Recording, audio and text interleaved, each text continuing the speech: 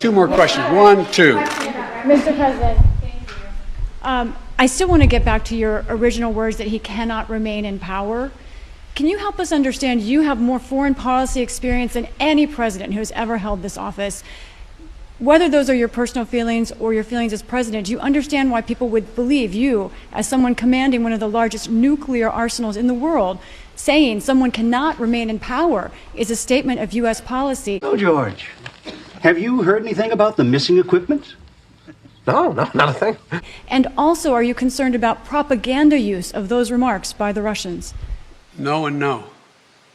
Tell me why. You have so much experience. You are the leader of this country. Because it's ridiculous. Nobody believes we're going to take down. I was talking about taking down Putin. You're a terrible liar, George. Look at you. You're a wreck. You're sweating bullets. I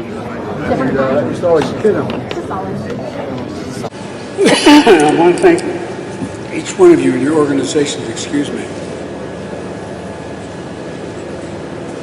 I were visiting our troops and they had pizza pie with hot peppers on it.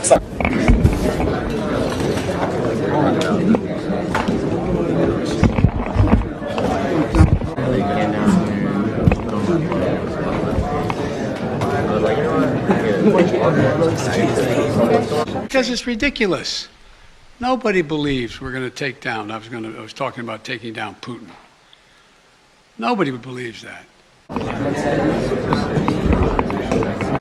Number one. Number two, what have I been talking about since this all began? The only war that's worse than one intended is one that's unintended. The last thing I want to do is engage in a land war or a nuclear war with Russia. That's not part of it. I was expressing my outrage at the behavior of this man. It's outrageous. It's outrageous. And it's more an aspiration than anything. He shouldn't be in power. President Biden suggested that no one could have interpreted his remarks as calling for regime change. Of course, Jake, many people raise that question of whether or not that is what he was advocating for at the end of the speech. But today he says he is not walking back his statement that President Putin cannot remain in power. But Jake, he also says he is not stating a new policy from the United States government, which, of course, officials in recent weeks have said they do not support regime change in Russia. That is up to the Russian people to make that decision. And the United States does not have a position on that. But, of course, it came into question after those 9 words that President Biden said at the end of a very forceful speech in Warsaw. Back from Europe, President Biden tried to quiet a controversy of his own making, one that shook allies and sent his own administration into 48 hours of cleanup.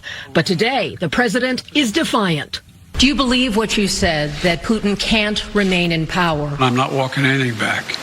The fact of the matter is I was expressing the more outrage I felt toward the way Putin is dealing and the actions of this man. Just brutality. You're a terrible liar, George. Look at you. You're a wreck. You're sweating bullets. George likes his chicken spicy.